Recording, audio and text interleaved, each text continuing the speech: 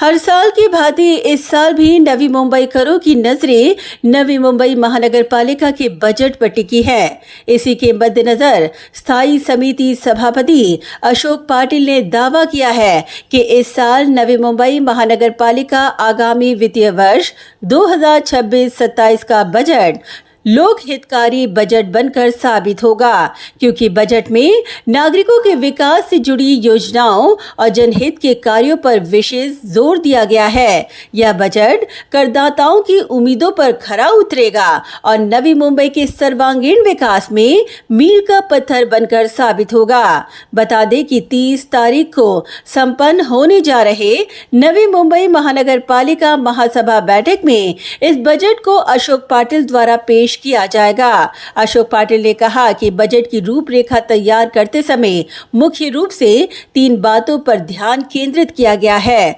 स्वास्थ्य और शिक्षा, विकास कार्य और सटीक वित्तीय नियोजन, जो इस बजट को लोक हितकारी बजट बनाएगा। महासभेमध्ये अर्थसंकल्प सादर करणार आहोत।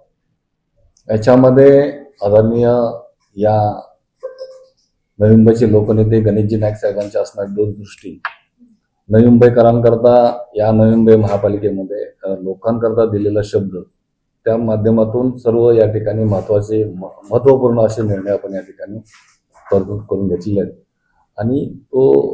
30 तारखेला सादर झाल्यानंतर आपल्याला या सर्व गोष्टीचा उलगडा होईलच,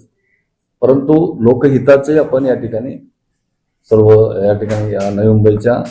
बजेटमध्ये तरतूद करून घेतलेली। नवी मुंबईच्या शहरातील राहणाऱ्या सर्व रहिवाशांकरता लोकहिताच्या ज्या गोष्टी आहेत, मग याच्यामध्ये आरोग्य असेल, शिक्षण असेल, मग अनेक प्रश्न असे जे लोकहिताचे, त्यामध्ये सर्व लोकांचा आलेला करातून पैसा त्याकरता तो चांगल्या प्रथम प्राधान्य कोणत्या गोष्टीला दिलं पाहिजे या सर्व गोष्टीचा विचार करून आपण त्या ठिकाणी केलेला आहे आणि तो आपण यावेळेला नक्कीच आपल्या लक्षात येईल की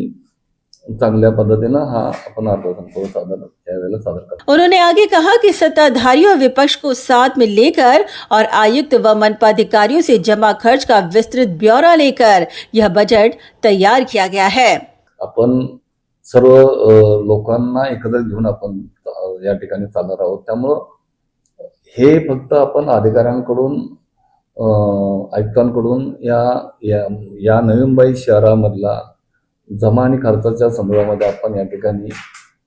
पूर्णपणे माहिती घेऊन बजेट स्थायी समितीचा जो अधिकार आहे तो त्या पद्धतीने आपण तो बजेट तयार केलेला आहे। आपल्याला यावेळेला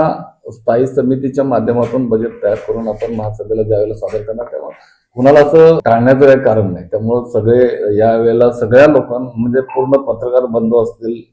या सगळ्यांना यावेळेला स्थायी समितीच्या या बैठकीमध्ये जमा आणि खर्चाच्या बाबतीमध्ये चर्चा होते, त्यामुळे बोलून द्यायचा प्रश्न नाही। त्यांच्या सगळ्यांचा विचार घेऊन म्हणजे याच्यामध्ये विरोधक आहेत, सत्ताधारी आहोत, आम्ही सर्वजण यांचा विचार विनिमय करून तो बजेट आपण तयार करतो, त्यामुळे असं कोणाला टाळायचं कारण नाही। Bureau report, Navi Mumbai network.